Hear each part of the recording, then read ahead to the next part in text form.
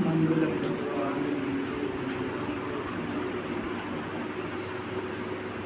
मंगल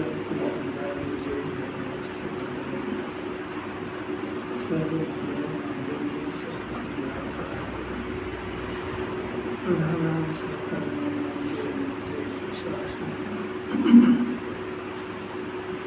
नमः समय साराय स्वामी चकारस्ते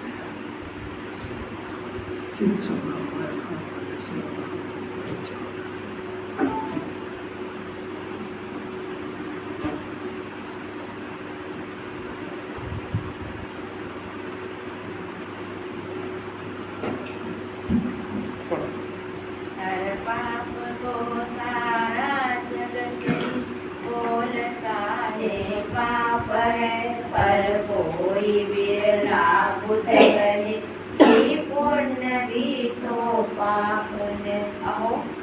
पाप है उसे तो सभी पाप मानते हैं, परंतु जो पुण्य को भी पाप कहता है वो कोई बिरला ज्ञानी ही होता है।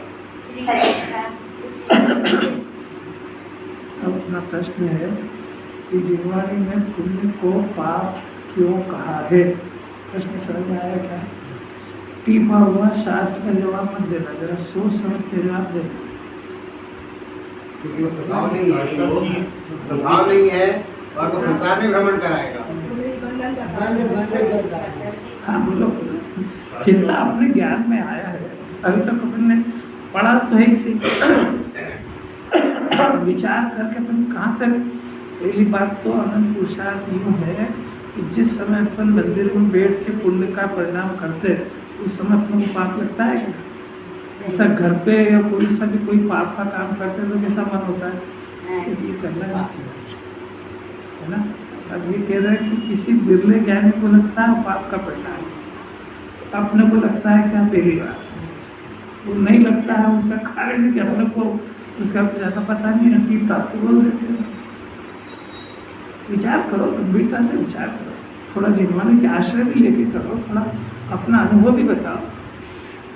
सोचना चाहिए को क्या क्या जिनवाने क्यों पीछे पड़ी है। तो देखो इतना सारा मैंने पढ़ा है, उसका अर्थ ये है कि एक तो यह जिनवाने की तरफ से देखें तो आश्रव का भेद है। आश्रव के दो भेद है, एक पाप करना, एक पुण्य करना। बंद की तरफ से भी देखें, वो भी जिनवाने की तरफ से कि पाप से भी बंधन होता है, पुण्य से भी बंधन होता है। अब थोड़ा सा और आगे डेप्थ में समय सार में जाए तो दोनों का विषय हमेशा पर्दे में होता है। और जिस तरीके से पाप में ये जीव स्वभाव को छोड़ता है वैसा उसे पुण्य में भी छोड़ता है।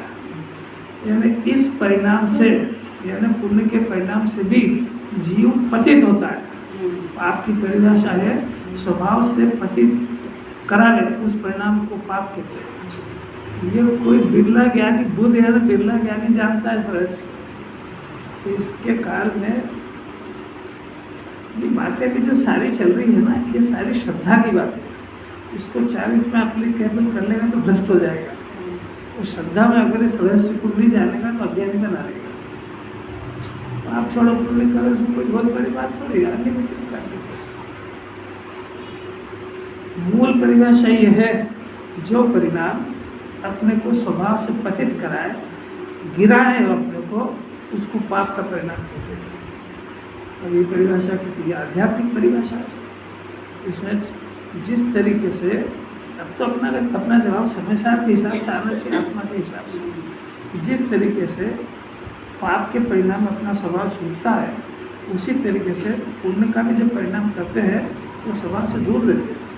तो जो परिणाम स्वभाव से दूर रखता है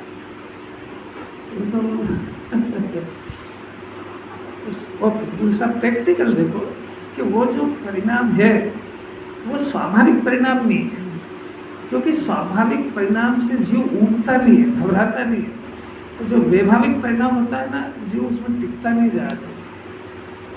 आप भले इसको पुण्य कह दो, धर्म कह दो तो कह दो, आपका ज्ञान स्वीकार थोड़ी करेगा। आपका ज्ञान खुद का ही ज्ञान स्वीकार नहीं कर रहा है उसको। थकान आ जाती है। थकान इसलिए आती है, विभाग है। थकान इसलिए आती है कि वैभाविक परिणाम है। वो जीव को स्वाभाविक परिणाम से थकान नहीं आएगी। और स्वाभाविक परिणाम से कभी बंधन नहीं होता है, और विभावक से तो बंधन होते ही। अब तुम गजब चमत्कार है, पंचम काल का अधोकाल छठे काल की तैयारी वाले परिणाम है कि जिस भाव में जीव बनता है, दुखी होता है, विभाव है, उसको धर्म का कारण कह दिया उसने, तो उसके तो नेत्र फूट गए उसके। जिन्होंने से टोटल विपरीत सुन के आना चाहिए, तब अभ्यास में विचार करे क्या। ज्ञानियों की संगत में कभी रहा नहीं, निरपेक्ष रूप से कोई अपेक्षा रख के जिन्होंने सुनता था, निरपेक्ष अपने परिणाम सुधारने के लिए, अपने आत्महित के लिए जिन्होंने भी सुनता था, उसको लाभ होता नहीं, सुन आएगा कितने ही सुन लेगा, जब ऑन द स्पॉट जाएगा सब वही करेगा जो उसके आते हैं। इसी अजब गजब की बात है। अब अपना देखो बहुत सुंदर परिणाम चल रही है, 308 से 311 गाथा हो गई। कुंदाचार्य देव ने 4 गाथा के अंदर जीव को अकर्ता सिद्ध करा। क्यों कर्ता सिद्ध करा? कि विश्व की व्यवस्था ऐसी है कि सोने के कंगन में सोना पसरा हुआ है, घड़े के अंदर मिट्टी पसरी हुई है, रोटी के अंदर आटा पसरा हुआ है। मैंने जगत का एक एक पदार्थ जो पर्याय उसकी दिख रही है उसमें उसका द्रव्य पसरता है, उसमें कहीं गुंजाइश नहीं होती है कि सोने के कंगन में कुछ हथौड़ी का अंश आया हो, कोई सुनार का आया हो या कुमार का घड़े में आया हो, वो सब बाहर ही रहते हैं। इससे बात सिद्ध हो गई कि एक द्रव्य दूसरे द्रव्य का कर्ता नहीं है, क्योंकि व्यापक बना है ही नहीं, शुरू नहीं हुआ। इसलिए उन्होंने आत्मा को, आत्मा भी जब सब सारे ही पदार्थ अपने अपने पर्याय में व्याप्त है, पसरते हैं, तो आत्मा ऐसा होएगा जो इसके अंदर दूसरा व्याप जाए। आत्मा भी अपना जो परिणाम होता है, जो भी होता है, सोने का कंगन है, हाथ का है, चेन है, अंगूठे है, कुछ भी बना, सोना पसरेगा उसके अंदर, बस मिट्टी का कुछ भी बना, जीव का कोई भी परिणाम हो उसके अंदर जीव व्यापता है, अन्य पदार्थ नहीं। इसलिए जीव किसी भी पदार्थ का कर्ता नहीं है, और जीव का भी परिणाम जो होता है उसका जगत में कोई करने वाला नहीं है। इतना बड़ा महासिद्धांत है, ये नहीं उतर पा रहा जीव को अभी, यानी ये पद्रवी की कर्ता बुद्धि ढीली भी नहीं पड़ रही, टूटना तो बहुत दूर की बात है। पर रास्ता को कुछ नहीं, ये समझना पड़ेगा, समझ करके जिनवाणी से सहमत होना पड़ेगा, और परद्रव्य का ज्ञाता रहना सीख जाए तो आगे कुछ बात आएगी। फिर आगे आचार्य ने कहा भाई मलिन पर्याय, तो मलिन पर्याय में व्याप्ता है, क्षणिक व्याप्ता है, क्योंकि वो अगर उसको उस विभाव परिणाम में, विपरीत परिणाम में व्याप्ता नहीं कहेंगे तो उस परिणाम का कर्ता को दूसरा आ जाएगा, या तो कर्म का उदय आ जाएगा या कोई अन्य पदार्थ घुस जाएगा, तो उसको एक्सेप्ट नहीं करने के लिए जीव ही व्याप्ता ऐसा कहा, परंतु क्षणिक कहा, और वो दोष कहा। त्रिकाल और क्षणिक आत्मा दो है ना, त्रिकाल आत्मा उसमें नहीं व्याप्ता, घड़े में, मिट्टी में, और उसमें तो त्रिकाल मिट्टी, तीनों काल वही व्याप्त है, इसमें त्रिकाल में व्याप्ता है। इसमें फिर क्या होता है कि जो ऐसी परद्रव्य की कर्ता बुद्धि टूटने पर इसका ज्ञान सारे जगत से फ्री होकर के अपने स्वभाव के सम्मुख जाएगा, उस स्वभाव की स्वीकृति करेगा, तो ये मलिन परिणाम का ज्ञाता हो जाएगा, स्वाभाविक परिणाम का जन्म हो जाएगा। तो 308 और 311 गाथा का रिजल्ट ये आना चाहिए, नहीं तो क्रमबद्ध के नाम पे वो भ्रष्ट के मरे 4 गति भटकेगा। बात समझ में आ रही क्या? अगर जब तक रिजल्ट नहीं आए तब तक उस गाथा का भाव सही नहीं पकड़ पा है, क्योंकि कुंदाचार्य के वचन रामबाण है, या तो उसमें सम्यक दर्शन होगा तो मिथ्यात्व की मौत होगी, या फिर भ्रष्ट हो जाएगा। आई क्या बात समझ में आ रही? क्या आर पार बातें ये गाथा उतर जाए और पद्रव्य की कर्ता बुद्धि रह जाए, केवली ने नहीं देखा ऐसा। और ये बात खाली 5वें काल के लिए सत्य है कि चौथे के लिए, दूसरे के लिए, कि छठे के लिए? अरे तीनों काल शाश्वत सत्य है।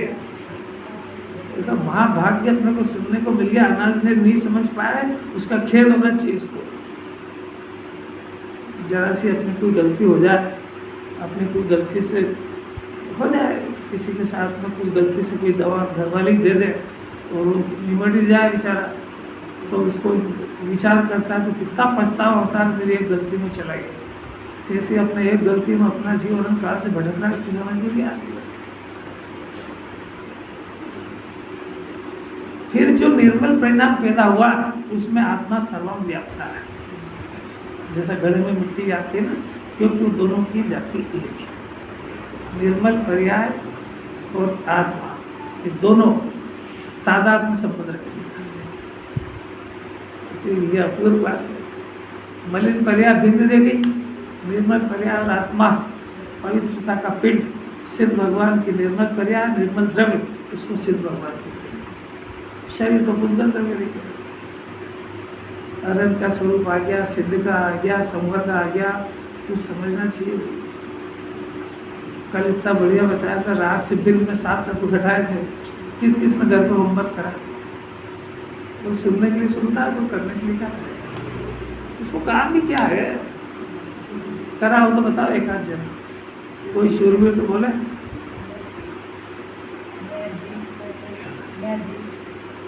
शरीर है अभी,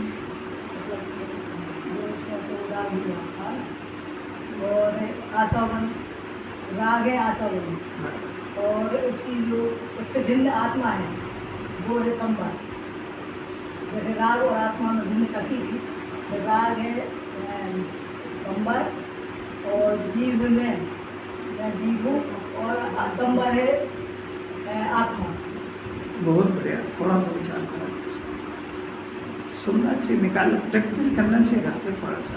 7 तत्व हर जगह आए। अभी देखो अभी की बात है, इसमें निद्रा तत्व आ गया, मोक्ष तत्व आ गया, संवर तत्व आ गया, जीव आ गया, अजीव आ गया, उनका कर्ता कर्म आ गया, कितनी सारी बातें आ गई। अब ये समझना चाहिए जीव को थोड़ा सा। एक साल के बाद एक ही बात को अगर चलाएंगे तो फिर फिर यार बोर ही हो जाती है। इतना होने पर अभी तक 4 गाथाओं में जिन्हें परमात्मा की दिव्य ध्वनि में से आई हुई बात कुंडाचार्य ने जीव को अकर्ता सिद्ध करा। अब उसके बाद कहते हैं कि सारे जगत की इतनी सुंदर व्यवस्था है, फिर ये जीव बंद क्यों जाता है? ये भी तो एक प्रश्न है। जीव मुक्त स्वरूप है, कभी मिलता ही नहीं है, उसके बाद फिर आगे उसको बंधन क्यों हो जाता है? कहाँ होता है बंधन? ये क्या दिख रहा है विचार? मनुष्य देव है, नाती है, पीड़ित है, दुखी है, सुखी, आखिरी घटना घटती काय को है? ये प्रश्न हो गया ना ये। तब अब आचार्य यहाँ से एकदम पलट के बात करते हैं। वहाँ द्रव्य की बात करी थी, यहाँ पर्याय के परिणाम की बात। वहाँ शुद्ध आध्यात्मिक बात करी थी और यहाँ पर आगम की बात करते हैं कि ऐसा होने पर भी जीव अज्ञान से बचता है। प्रश्न खड़ा हुआ है ना, अज्ञान क्या होता है? अरे किसी को ज्ञानमय आत्मा, ज्ञान स्वभावी आत्मा को अज्ञानी कह दो, कितना बड़ा अपमान है उसका। किसी व्यक्ति ने 1 करोड़ रुपए दिए हो दान में और घोषणा कर दो कि फलाने सेठ ने 100 रुपए दान दिए, तो उसका अपमान है कि बहुमान है? ऐसा ये जीव ज्ञान का पिंड, ज्ञान का सागर, अनादि अनंत एक रूप रहने वाला ज्ञायक परमात्मा, जिसमें निरंतर ज्ञान झरी रहा है, जिसको ज्ञान को जानने के लिए गेयों के पास जाने की जरूरत नहीं है, गेयों को अंदर बुलाने की जरूरत नहीं है, पवित्रता से गेयों को छुए अड़े बगैर उसके सारी चीज़ों को जान लेता है। ऐसा ज्ञानमय आत्मा वो जानता है, तो ये दिख रहा है अपने को शास्त्र की मदद से निरंतर अंदर से ज्ञान ही ज्ञान उत्पन्न हो रहा है। उसका जानने का जिस समय जो काल हो उस समय वो चीज निमित्त हो जाती है और उससे बढ़ जाता है। ऐसा ज्ञानमय पवित्र आत्मा को ये कोई कह दे कि तो अज्ञानी है, तो अपने लिए कितने अपमान की बात है। क्या कह रहा है? तो कैसी बात है? किसी बच्चे को बोल दो ना अज्ञानी, तो उसको लग जाती है। समझता नहीं, अज्ञानी बहुत बड़ी बात है, बहुत बड़ी बात है। पर वो अपना जीव ऐसा ढीठ हो गया है कि जमाने खुले हम अज्ञानी कह रही है तो अपना कोई अरे बड़े हैं तो कहते रहते हैं। भाई क्या अज्ञान है, और इस अज्ञान को अपने को दूर करना चाहिए। और अपन ऐसे लोगों से अपन अज्ञानी सुनते रहेंगे तो इसको ये भी जानना चाहिए कि मैं ज्ञानी भी क्यों और अज्ञानी क्यों कह रहे हैं मेरे को। भाई ज्ञानी तो इसलिए है तू जैसा केवल ज्ञान का स्वभाव जानना है वैसे तेरा स्वभाव भी जानना है। केवल ज्ञान भी गेय को छुए बगैर, गेय को बुलाए बगैर जानते हैं, तू भी ऐसे ही जानता है। केवल ज्ञान भी आत्मा में सारा है, तेरा ज्ञान भी आत्मा में सारा है। तेरे मुझ में अंतर क्या है? तू भी ज्ञान का पिंड है, वो भी ज्ञान का पिंड है। उनको भी ज्ञान गेय से नहीं आता, तेरे को भी नहीं आता है। उनका ज्ञान भी पवित्र रहता है, किसी गेय को अंदर आने नहीं देता। उनका ज्ञान कभी मलिन नहीं होता है, उनके ज्ञान में आश्रबंध नहीं होता है, तेरे ज्ञान में भी आश्रबंध नहीं होता है। आके बताओ कि हवा को बांध सकते हैं कि नहीं? हवा बांधी नहीं जा सकती। प्रकाश को बांध सकते हैं कि नहीं? प्रकाश को नहीं बांध सकते। तो आत्मा के ज्ञान प्रकाश को कौन बांधेगा? तो आत्मा में न बंध होता है न मुक्ति होती है। बंधन होता ही नहीं तो मुक्ति का प्रश्न क्या है? ज्ञान नहीं बनता है। ज्ञान हवा और सूर्य की तरह रहता है।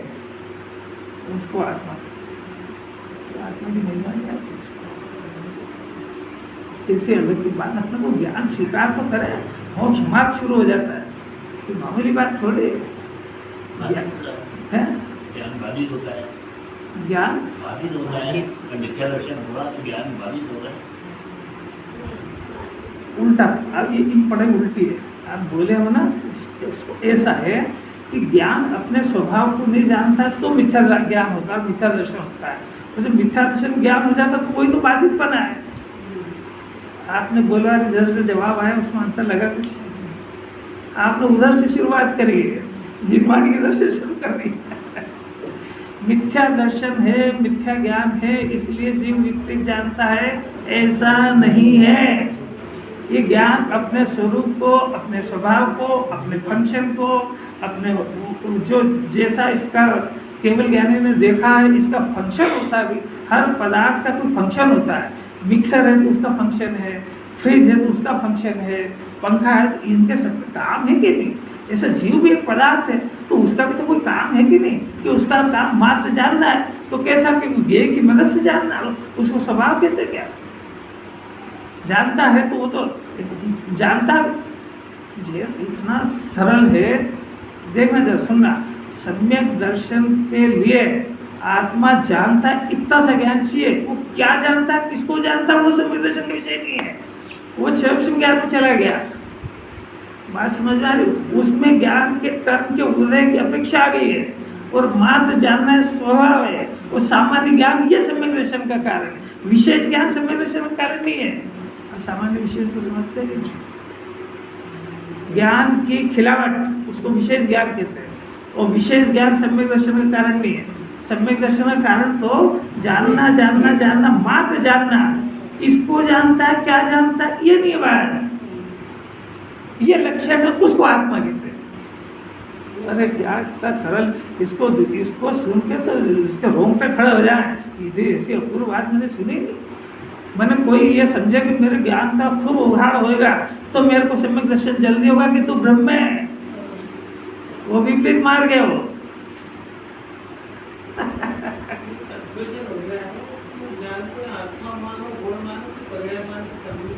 हाँ, आपको अभी तक क्या समझ में आया? ज्ञान की पर्याय और ज्ञान स्वभाविक आत्मा अलग अलग है कि एक ही है? तादात्म्य संबंध है कि भिन्न संबंध है? तो जो ज्ञान है वही आत्मा है, और जो आत्मा है वही ज्ञान है। आत्मा एक वस्तु है, वो जानना जानना उसका लक्षण है। जहाँ जहाँ जानना पाया जाता है उसी को आत्मा कहते हैं। जो जानता है वो आत्मा है और आत्मा ही जानता है। बस इतना तो हुआ वस्तु स्वरूप। पर वो आत्मा है, वो जानता है, ऐसा नहीं जानता है। और आत्मा में करता हूँ, वो ज्ञान है ना आत्मा। वो ज्ञान ऐसा जानता है कि मैं जिसको जानता हूँ उसको करता हूँ, तो अनात्मा हो गया। इतनी बात याद रहेगी, इतनी बात प्रैक्टिकल करना चाहिए कि 24 घंटे आत्मा हूँ का अभ्यास करता है कि अनात्मा हूँ का करता है। देखो ये बहुत बहुत भाग्य से बात आ गई है, चली जाएगी हाथ से बात। कौन किस समय कब यहाँ से चल विदा हो जाए, सबकी एक्सपायरी डेट नक्की है। आत्मा अनात्मा समझ में आया?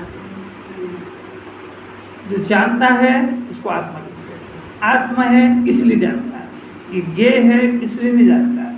आत्मा है इसलिए ज्ञेय को जानता है, वो जानता है, इसमें ज्ञान नाम का गुण है।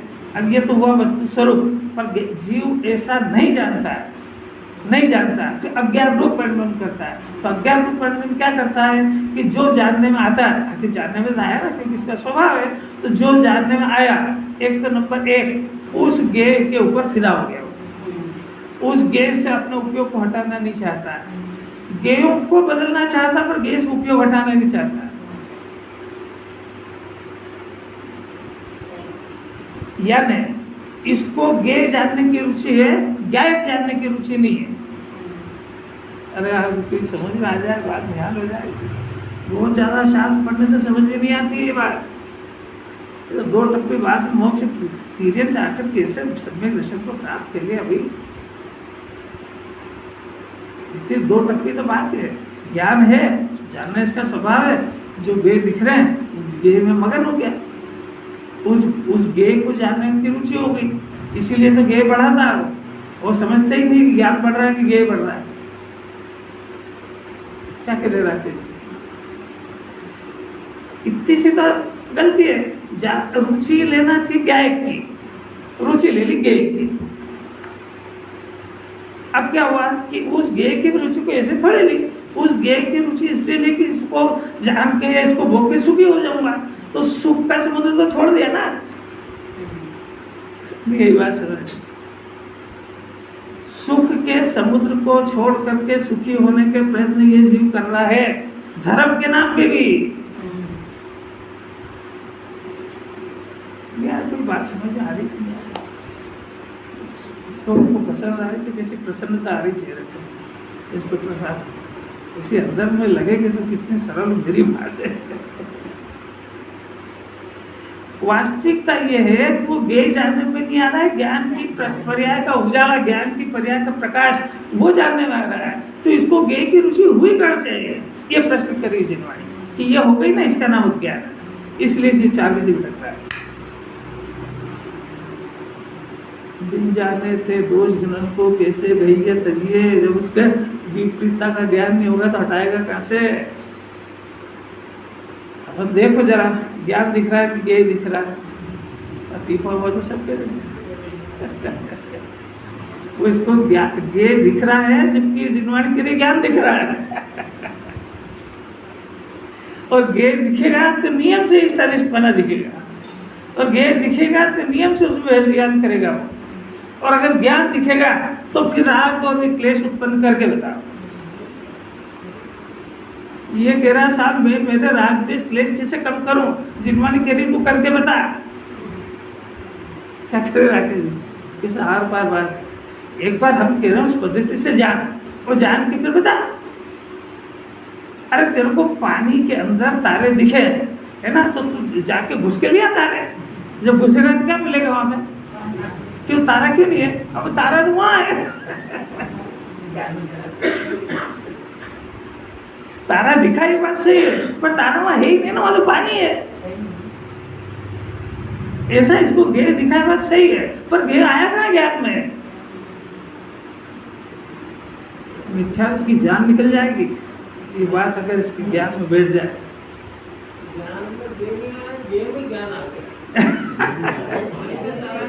दोनों अपनी अपनी सत्ता में रहते हैं, न ज्ञेय ज्ञान में आता है न ज्ञान ज्ञेय में जाता है। इतनी पवित्रता इस विश्व के अंदर अनादि से बनी हुई है।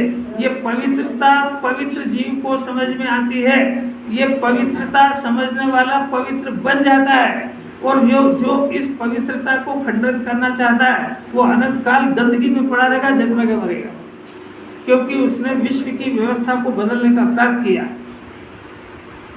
सौभाग्य इतना है कि इस गंदगी से बच के बाहर आ सकता है। इसकी दुनिया अरन सिद्धों की बस्ती में जाने की हो जाएगी, वहाँ फ्लैट बुक हो जाएगा इसका। फ्लैट की बुकिंग चल रही है।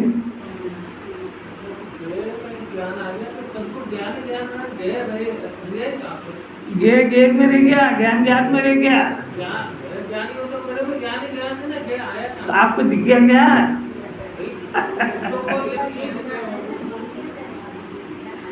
और ये भ्रम मिथ्या दर्शन इसी को तो कह रहे हैं, ये ज्ञान में घुसा नहीं है और इसको लग गया कि घुस गया। अच्छा ये धन मेरा है, बोला कैसे बोला इसने, ये धन मेरा है, ये मकान मेरा है ना, तो ये धन मेरा है, तो मेरा बोलने वाली सत्ता कौन है? ज्ञान। ज्ञान है ना आत्मा। आत्मा कह रहा है घर मेरा है। अब प्रश्न है कि वो घर उठ के इसके ज्ञान में आया क्या? अरे बोलो तो सही, नहीं आया, फिर इसने उसको मेरा कैसे कहा? कहा है ना मेरा, कहा नहीं है, माना ही है, माना नहीं, उसमें एक ईंट गिरेगी तो उसके प्राण निकल जाएंगे। ये घटना घटी है कि नहीं? स्वरूप ऐसा है कि घर ज्ञान में आएगा नहीं, ज्ञान घर में जाएगा नहीं, वो उसकी जगह पड़ा रहेगा, ये इसकी जगह पड़ा रहेगा। अगर घर में ही रहने से सम्यक दर्शन मिथ्या दर्शन होता हो तो यहाँ जब सम्यक दृष्टि बच जाए, घर तो वही पड़ा है। वो इसमें आया नहीं, ये उसमें गया नहीं, फिर भी अज्ञान का चमत्कार ये है कि वो मेरा मेरा है करके आत्मा को छोड़ता है और उसमें ममत्व स्थापित करता है। इस अज्ञान की वजह से बन रहा है, ये रहस्य ये कह रहे। अब आचार्य क्या कह रहे हैं मालूम है कि आत्मा अकर्ता है, कि ये जो घटना हो रही ये जीव कर रहा है। अब ये जीव को कर्ता सिद्ध कर रहे हैं।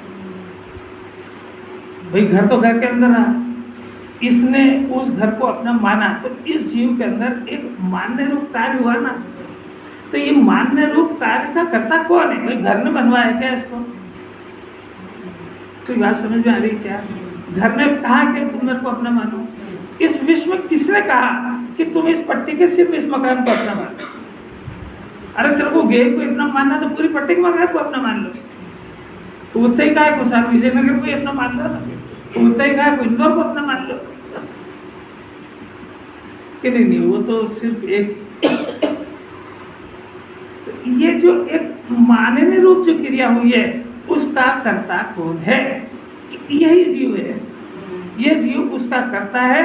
अब ये करता है तो ये जीव उसका करता है, ये इसका अज्ञान है और ये अज्ञान की गहन महिमा है कि उसका ये बनता नहीं है, उसका ये होता नहीं है, उसमें इसकी चलती नहीं है, फिर भी उसको अपना मानना बंद करता नहीं है। ये अज्ञान की गहन महिमा है। अपन ने कोई आज पहली बार नहीं जिनवानी सुनी, अनंत बार दिव्यधन में यही बात आई है कि ये जीव जब तक परब्रह्म को अपना मानता रहेगा तब तक मिथ्या दर्शन के घोर दुख पाएगा। तो नहीं पहली बार थोड़ी सुन रहे, पर वैसे ही सुनते जैसे अभी सुन रहे, आगे पाठ पीछे सपाट। सुख आत्मा में है, उसको छोड़ के दुनिया में ढूंढेंगे, ऐसे ही सुनते हैं। अकर्ता की बात सुनते हैं, कर्ता बुद्धि में मस्त रहते हैं। अकर्ता की बात सुनते हैं, मजा करता बुद्धि में आता है। ऐसी जिनवानी सुनते हैं तो उसका ऐसे ही असर होता है। सुनता होता तो 10 दिन बाद 11वें दिन बुरी क्यों लगती है? अमृत लगती है 11वें दिन। तो क्या करे रखे, ये बात की उपस्थिति बताती है कि वो खाली सुनने के लिए सुनता है, मनोरंजन के लिए सुनता है, पुल में आए इसलिए सुनता है, कोई दबाव डाल दे इसलिए सुनता है, सारी समाज जा रही है भी चलो आदमी के लिए सुने तो निहार हो जाए। एक दिन ये बात नहीं सुना, रोटी भाजा उसको, आत्मा का भोजन है भैया। अज्ञान की वही गहन महिमा बता रहे हैं आचार्य, इतनी गंभीर है कि अनंत केवलियों की वाणी को घोल के पी गया ये जीव अपना, तस्य मस्मी पा रहा है। जरा सा शरीर में रोग आ जाए तो सब आत्मा की बातें धरी रहती है एक तरफ, उसी का चिंतन चला करता है। ये अज्ञान की महिमा है। अब फिर से एक प्रश्न खड़ा कि भाई आखिर ये अज्ञान हुआ ना, मैंने एक काम तो करा कि वो घर को अपना मानने का कार्य तो करा। अब ये करा है तो ये किसने कराया, इसकी खोज चल रही इस गाथा के अंदर। क्यों? इसलिए कि इस आत्मा तो करता है, तो आत्मा का काम वो परिणाम करना, फल की क्रिया करने का तो आपने उधर ही निषेध कर दिया। ये काम करना ये भी आत्मा का कार्य तो नहीं है। यानी परद्रव्य को अपना मानने की क्रिया का काम आत्मा तो करता है। तो ये आखिर किसने कराया, ये कैसे उत्पन्न हुआ? कि ये अज्ञान से हुआ। तो फिर अज्ञान क्या है? कि अज्ञान ये कि जब ये जो जीव है ये अपने त्रिकाल स्वभाव को भूला, अकर्ता स्वभाव को भूला, ज्ञायक हो इसको भूला, जानने में आते हैं इन पदार्थों को जानना ये स्वभाव इनको भूला, आत्मा जानता है और जानना आत्मा को जानना आत्मा का स्वभाव है, इसको भूला। इसको भूलने से कोई दुर्घटना हुई, वो क्या हुआ कि वो ज्ञाता की जगह कर्ता बन गया। बात समझ में आ रही? अब ये जो हुआ ये तो हुआ इसके उपादान से, पर इसमें इस समय में कर्म का उदय क्या है कि कर्म की प्रकृति उसमें निमित्त है। समझना जरा, कार्य जब भी होता है तो दो होते हैं, उपस्थिति दो की हो, काम तो एक ही करता है, खाली उपस्थिति को बताया है। निमित्त या ना करता, निमित्त या ना खाली उपस्थिति, निमित्त माने खाली बता रहा है कि तुम्हारा दिमाग ठीक नहीं है। निमित्त तो है ना, निमित्त तो वो निमित्त को करता मानता है। निमित्त का नाम याद आ गया ना, मतलब वो निमित्त को करता ही मानता है दबे छुपे भाव से। जिनवाणी की भाषा बोलना सीख जाता है कि मैं कर रहा था जब वो निमित्त था, जबकि वो वास्तव में उसको करता ही मानता है। इस गाथा के अंदर जब भी ये जीव कोई परिणाम करता है तो उसमें कर्म प्रकृति निमित्त होती है और कार्य ये करता है। तो उसके निमित्त से इधर परिणाम होते हैं और इसके परिणाम से नए कर्मों का बंधन होता है। ये बनाव है। क्यों? क्योंकि जीव को अकर्ता रख के बात सुनना, एक परिणाम होता है ना, इसका कोई सा भी परिणाम, खाने का, पीने का, व्यापार का, मिथ्या दर्शन, जो भी, इसमें तो मुख्य रूप से बात तो मिथ्या दर्शन की है। मिथ्या दर्शन, मिथ्या ज्ञान, मिथ्या चारित्र की बात है इस गाथा के अंदर, यानी दर्शन मोह की बात है। तो दर्शन मोह का परिणाम हुआ है। दर्शन मोह में परिणाम अपन मिथ्या दर्शन का लिया। मिथ्या दर्शन का फंक्शन क्या है कि अपने से भिन्न परद्रव्य को अपना मानता है। ये काम हुआ। अब ये काम कौन कराता है? कि परद्रव्य कराता है कि नहीं? परद्रव्य तो नहीं कराता। आत्मा कराता है कि आत्मा भी नहीं कराता। क्यों? क्योंकि आत्मा करता है और परद्रव्य करता है और ये काम तो हो रहा है। तो समझ आ रही है यार? जरा उपयोग को यहाँ लगा के रखो तो समझ आए। दूसरा कोई गठान सुलझाता होगा तो ये भी समझ में नहीं आएगी और वो तो सुलझने वाली नहीं है। इसको यहाँ मन लगाना बहुत नीरस विषय है ना। इसको हाथों हाथ कुछ होता हुआ दिखता नहीं है और अंदर खोखला पूरा, तो अंदर बेचारा वो ज्ञान को पकड़ पकड़ के जिनमानी ले जाए फिर भाग जाता है बाहर।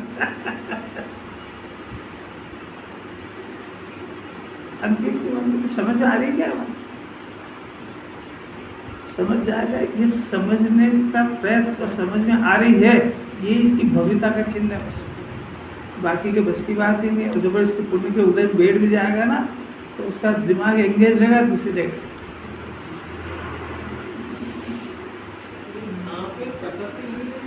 प्रकृति यानी कर्म का उदय।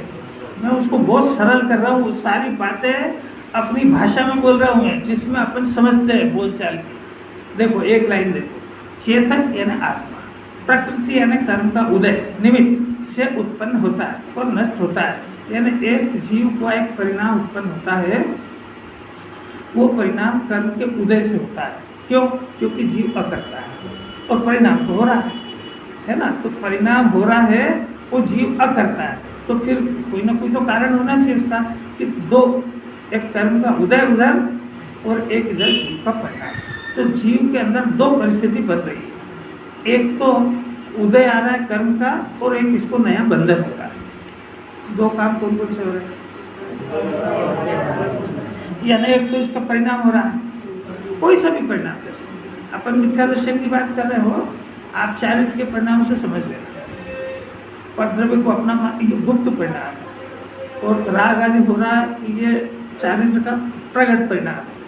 आप जैसे समझ में आने से समझते जाना। तो ये एक परिणाम हुआ। ये परिणाम का करता तो आत्मा कि नहीं, क्यों? क्योंकि आत्मा करता है, वो अपनी मलिन निर्मल किसी भी पर्याय का करता नहीं है। त्रिकाल स्वभाव जिसको आत्मा कहते हैं।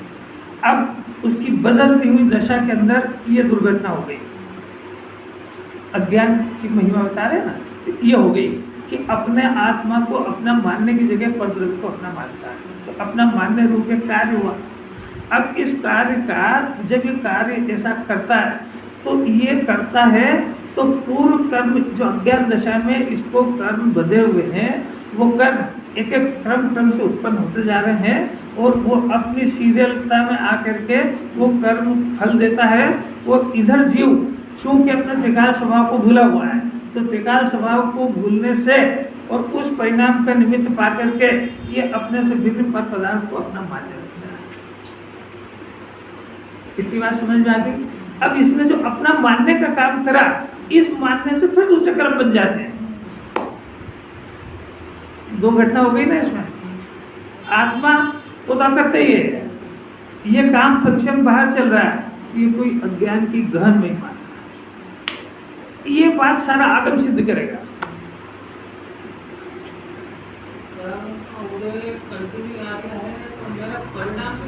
हो ही रहा है, अनादिकाल हो गया मिथ्या दर्शन होते होते।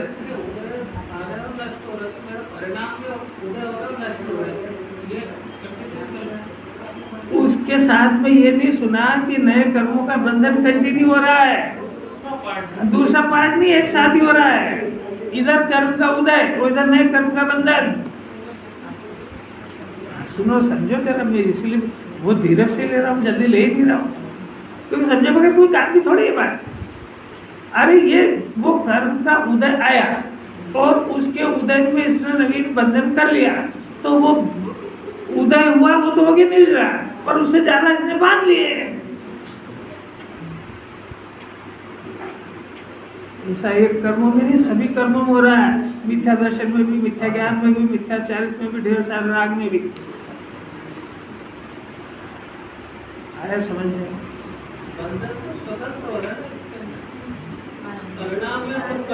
जीव कर रहा है कि नहीं? इसमें जीव का रोल क्या है? हाँ, तो बस परिणाम नहीं करता है जीव, पर का करता नहीं है, तो 308 से आराम सिद्ध कर गया है।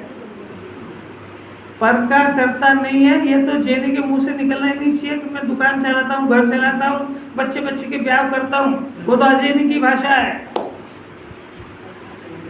अगर भाषा में भी इतना नहीं सुधार हो पाया उसके कि मेरे बगैर घर चलता नहीं, घर नहीं चलेगा, ब्याह नहीं होगा, ये वो, तो अभी जैनपुर में आया ही नहीं है वो। क्योंकि परद्रव्य का करता इस जगत में जो मान था वो मिथ्या दृष्टि है, वहाँ अन्य मत में तो भगवान भी परद्रव्य के करता है। इतने सौभाग्य से करता धर्म में आया ये। अभी तो जिन्हें भगवान की भाषा ही नहीं बोलना सीख पा रहा है। यहाँ तो उसी बात चल रही कि वो उसके परिणाम का करता है, वो परिणाम कैसे कर रहा है वो अज्ञान में, उसकी खोज चल रही है। कितनी गंभीर बात है। फिर से देखो, जीव अकर्ता है, इसकी पर्याय बंधन पर्याय में होता है, द्रव्य में नहीं होता है। बंधन पर्याय में द्रव्य स्वभाव को नहीं जानने से होता है, बंधन पर्याय में द्रव्य स्वभाव को भूलने से होता है। बंधन पर्याय के स्वभाव द्रव्य स्वभाव को भूलने से होता है।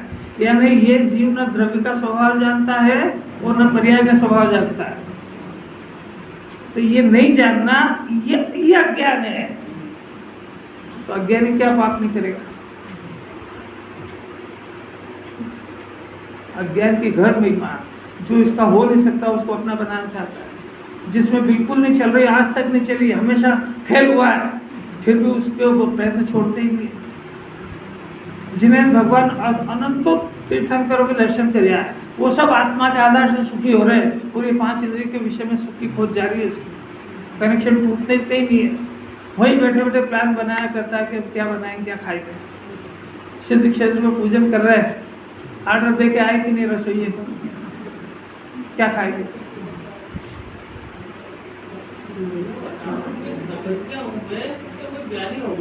किसने कहा? अभी पहले जो चल रही वो तो समझ लो। इतनी उतावल में नहीं समझ में आती, उतावल में आती है तब तक वो कितनी गाना पड़ देता है। अब प्रश्न ये हो गया दो प्रश्न कौन सा है? एक तो जीव ने अज्ञान खड़ा करा, मैंने पर द्रव्य को अपना माना, और इधर कर्म का उदय निमित्त, तो ये जो परिणाम हुआ इसका कारण तो समझ में आ गया कि दर्शन, मोहिनी, कर्म और आत्मा। अब आपसे फिर से प्रश्न करते हैं कि ये कर्म आत्मा ने अकेले किया है कि कर्म के उदय ने अकेले किया है कि दोनों ने मिलकर किया है? आप समझते हो निमित्त निमित्त क्या होता है? प्रश्न को तो समझो जरा। यानी निमित्त नैमित्तिक संबंध में बहुत ताकत है। देखो ऐसा है, आपको सबको ये बात पता है कि पुण्य भाव करेंगे तो कौन से कर्म बनेंगे? जो जनरल सब समझते हैं ना, साता वैदिक कर्म बनेगा, है ना? पक्का, इसमें तो कोई शंका नहीं है कि हम पुण्य का परिणाम करेंगे तो साता वैदिक कर्म बनेगा। जिनवाणी ने कहा, हजारों जगह कहा। अब जिनवाणी प्रश्न करती कुंदाचार्य, इतने पढ़े लिखे से, बाकी से तो बातें नहीं कर रहे, कि क्या साता वैदिक कर्म को ये बात पता है, ज्ञान है कि इस जीव का ने जो परिणाम अच्छा किया तो मैं इसको जाकर के बंधूं।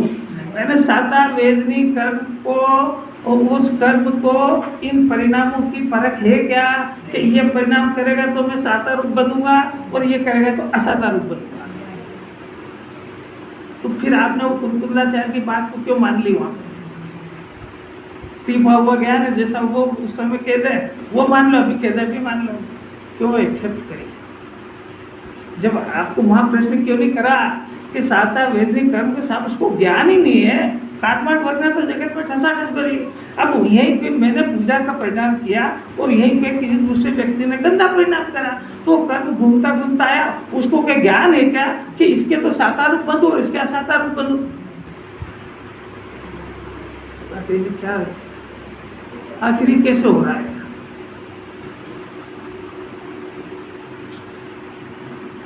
इसी अलग की बात है। ज्ञान कुंदाचार ज्ञान की एक्सरसाइज करेंगे जब भी अज्ञान मरेगा ये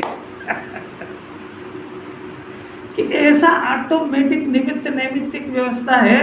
निमित्त नैमित्तिक माने वो इसके परिणाम ने, पुण्य के परिणाम ने साता वैदिक कर्म को नहीं बांधा है और इसके पाप के परिणाम ने असाता वैदिक कर्म को नहीं बांधा है।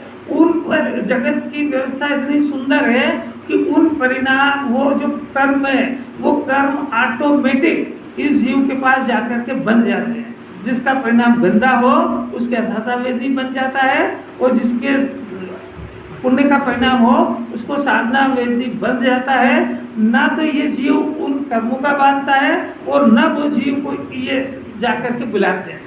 दोनों काम अपनी अपनी योग्यता से जैसा होने योग्य हो वैसे स्वतंत्र होते हैं। ना जीव कर्म को बांधता है, ना कर्म का उदय जीव को विकार कराता है। इतनी तात्विकता है उसके अंदर। सिट्टी पिट्टी गुम हो जाएगा जब ये जीव करता ही नहीं है, क्योंकि वो कर्म का उद्गल परमाणु न्यारा है, जीव का परिणाम न्यारा है, दोनों में अत्यंत अभाव है। और जब बंधा ही नहीं है तो फिरने का निर्जरा होने का प्रश्न ही नहीं है। कैसी बात है? स्थूल थोड़ा सा पढ़ लेना उससे क्या होता है? तो यहाँ पर इसने जो मिथ्या दर्शन का परिणाम करा है, ये करा है तो ये उसने नहीं कराया, उसके बिना होता नहीं है, वो कराता नहीं है। दोनों स्वतंत्र अपनी योग्यता से होते हैं। इसका नाम निमित्त नैमित्तिक संबंध है। जैन दर्शन के अंदर कर्ता कर्म संबंध को स्वीकार नहीं किया है और ये जगत जो है निमित्त नैमित्तिक का नाम जिनवाणी पढ़ के लेना सीख जाता है और मानता कर्ता कर्म है। और कर्ता कर्म मानने से इस जगत की सारी व्यवस्था खराब हो जाती है, क्योंकि एक द्रव्य का दूसरे द्रव्य में प्रवेश हो गया। निमित्त नैमित्तिक माने न इसको करने का पता है और न उसको, दोनों ऑटोमेटिक मिल गए और काम होता है। तो अब निमित्त नैमित्तिक भी क्यों कहना पड़ा? क्योंकि जगत की व्यवस्था को पदार्थ था, उसका ज्ञान होना चाहिए। इसको ज्ञान अंधा थोड़े है। उस समय की परिस्थिति में क्या कौन था वहां पे, उसका नाम निमित्त नैमित्तिक। माने वो पदार्थ था और इधर कार्य हुआ। कार्य को निमित्त कहते हैं, उपस्थिति को निमित्त कहते हैं। पर उसने कुछ करा दिया ऐसा थोड़ा ही है, और एक करा दिया ऐसा मानता है। इसीलिए कर्ता कर्म भी नहीं टूट रहा है और मिथ्या दर्शन भी नहीं टूट रहा है। और जिनवाणी पढ़ के ही जिनवाणी की भाषा बोलता जाता है और कर्ता कर्म को और अज्ञान को पुष्ट करता है।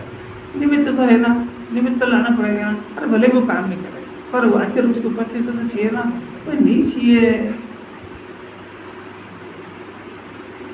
अभी गाथार्थ की एक लाइन हुई, जीव के परिणाम से कर्म बनते हैं, कर्म के उदय से जीव के परिणाम होते हैं।